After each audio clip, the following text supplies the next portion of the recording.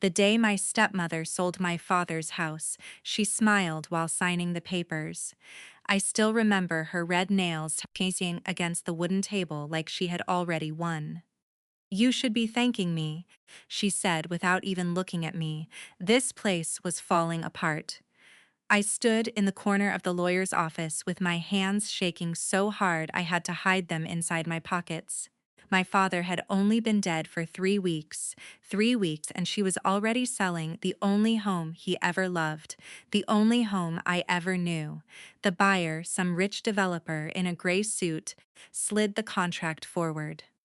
My stepmother laughed softly as she signed every page. Then she looked at me with fake sympathy. "You'll understand when you're older, Ethan." I was 23, old enough to know greed when I saw it, old enough to know she had been waiting for my father to die.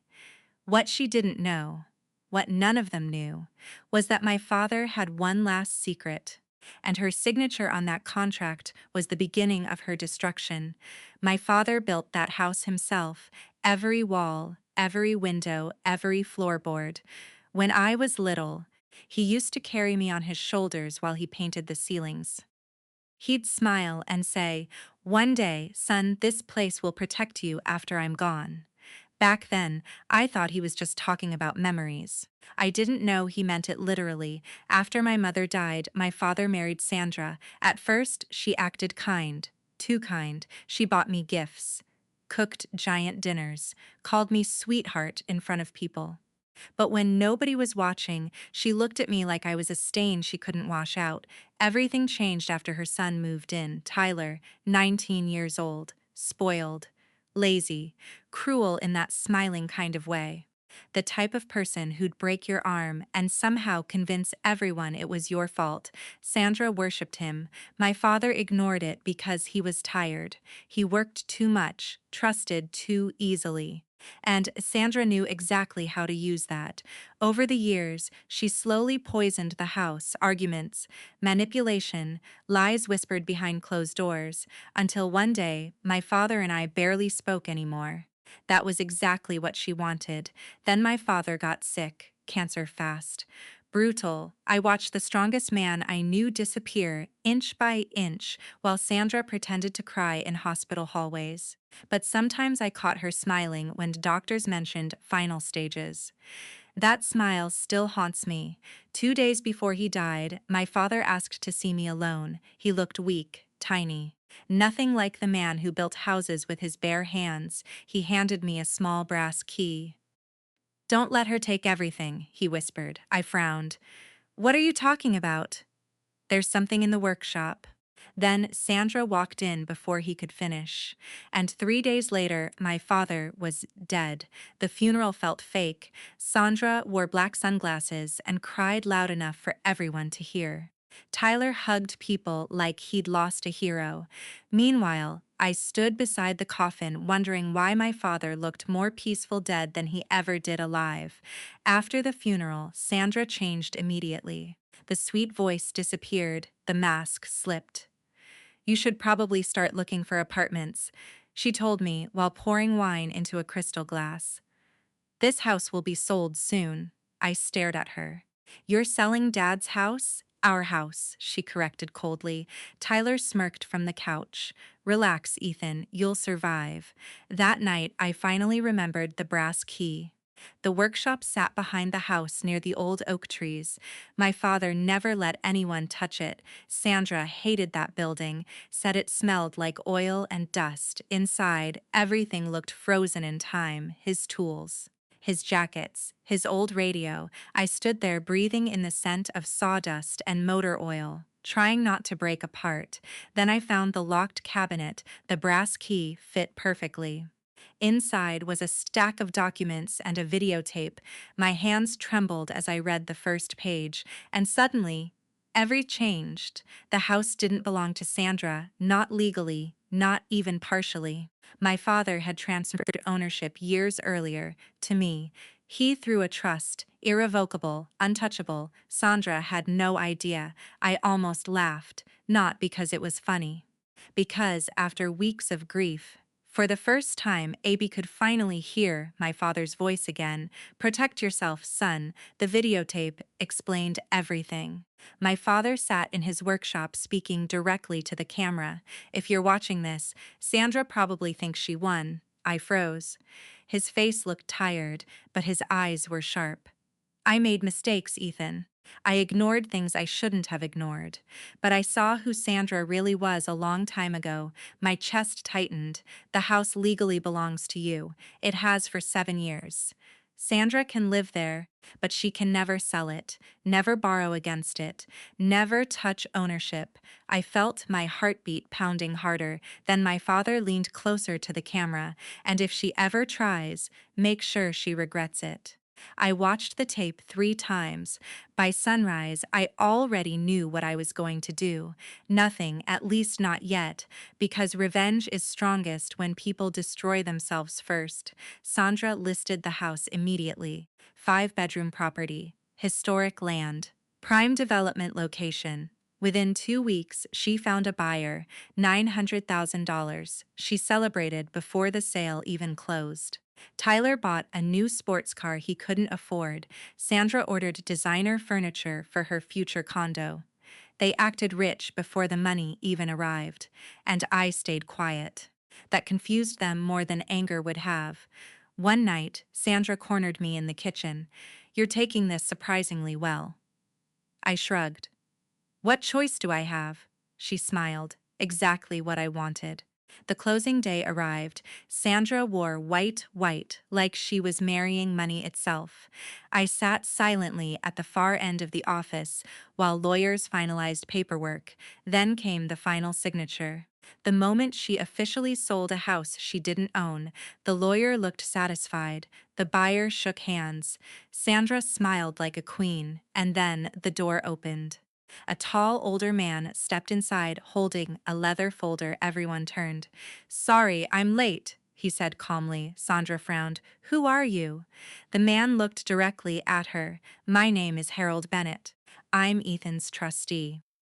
I'll never forget the color draining from her face. The room went silent. The lawyer blinked nervously. "Trustee?" Harold opened the folder and placed the documents on the table. "This property has belonged to Ethan Carter since 2019 under an irrevocable trust established by his father." The buyer stood up instantly. "What?" Sandra laughed nervously. "That's impossible." Harold slid the official documents forward. "It's very possible." The lawyer began flipping through pages, faster and faster. His face turned pale. Sandra looked at me, actually looked at me. For the first time in years, and I smiled, just slightly. That terrified her more than screaming ever could. "You knew," she whispered. "I said nothing." The buyer exploded. "You tried to sell me a property you don't," Sandra stuttered desperately. I didn't know." "Not my problem," the buyer snapped. Tyler stood up so fast his chair crashed backward. "This is bullshit." Harold remained calm. "There's more." Sandra looked like she might collapse, because my father wasn't done. Harold continued. "The trust also includes evidence of fraudulent financial activity connected to Mrs. Carter." Sandra stopped breathing. I could see it, pure panic. Years earlier, while my father was sick, Sandra had secretly taken loans using forged signatures, hundreds of thousands. Money my father never knew about. My father discovered it before he died and documented everything. Sandra whispered. "No." Harold placed another folder on the table. Bank statements, forgery analysis, free-reported calls, every lie, every theft, every betrayal. My father had prepared for war. The buyer immediately canceled the purchase and threatened legal action. The lawyer walked out to call authorities. Tyler started yelling at Sandra in the middle of the office. "You said everything was handled." Sandra burst into tears. Real tears this time, not funeral tears, fear tears. "The beautiful part?" I didn't say a word, I just watched. For weeks afterward, everything collapsed around her. Investigations started, accounts froze, debt collectors appeared daily. Tyler disappeared the second the money vanished. That was the funniest part. The son she worshipped abandoned her overnight.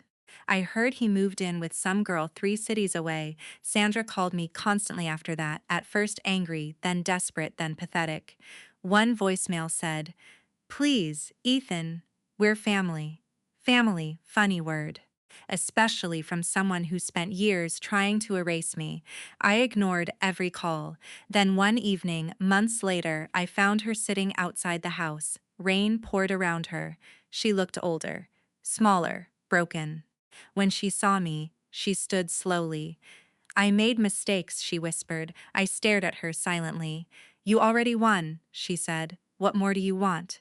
I looked past her toward the house, toward the windows my father built, toward the porch where we drank lemonade in summer, toward the workshop where he left me the truth. Then I finally answered. I wanted my father back. Sandra started crying again, but this time I felt nothing, not anger, not satisfaction, nothing, because some damage goes too deep for revenge to fix. She stepped closer carefully. I did love him. I looked directly into her eyes. "No," I said quietly, "you loved what he could give you." That silence crushed her harder than shouting ever could. A month later, Sandra was arrested for fraud and financial crimes tied to the forged loans. The news spread fast, neighbors talked, friends disappeared. People who once praised her suddenly acted like they never knew her. Karma moves slowly, but when it arrives, it destroys everything in its path. I restored the house over the next year. New paint, new floors, same soul. I kept my father's workshop untouched. Sometimes I still sit there at night listening to old recordings from his radio, and sometimes I replay that videotape, not for revenge anymore, just to hear his voice. One night, near midnight, I found something hidden beneath his workbench, a small handwritten envelope, my name on the front. Inside was a letter. "Ethan, if life brought you here, then I know you survived all of it. I'm sorry for every moment I failed you, but never doubt this house was always yours, not because of money, because it carries every piece of who we were before the world changed us. Protect your peace. Protect your heart, and never become cruel just because others were cruel to you. Love." Dad, I cried harder that night than I did at his funeral. Because grief doesn't hit when people die, it hits later. In quiet moments, empty rooms, old letters, I finally understood something then. My father didn't leave me revenge. He left me protection. Sandra destroyed herself. My father just made sure I survived it. Last winter, snow covered the entire property. I stood on the porch holding a cup of coffee while morning light touched the trees. For the first time in years, the house felt alive again. And somewhere deep inside me, so did I. A week before Christmas, someone knocked on my door just after sunset. I almost ignored it. Nobody visited anymore, not after everything that happened. But something about the slow, uneven knocking made me open the door anyway. Sandra stood there, thinner than before. Her expensive clothes were gone, replaced by an old gray coat that looked 2 sizes too big. Her hair, once perfectly styled, every single day hung wet against her face from the freezing rain. For a second, neither of us spoke. Then she quietly said, "I was released yesterday." I stared at her without emotion. The prison sentence had been shorter than people expected because she cooperated during the investigation. But prison had still destroyed her. "You shouldn't be here," I said. "I know." Her voice cracked. She looked past me into the house, into the warm lights glowing behind my shoulder, the home she tried to steal. "The trees are still standing," she whispered. I didn't answer. She reached into her pocket with shaking hands and pulled out a small silver watch. My father's watch. "I found this in my storage box," she said softly. "He wore it every day before he got sick." For the first time in months, my chest tightened again. She held it toward me carefully like it was the last good thing she had left in the world. "I think this always belonged with you."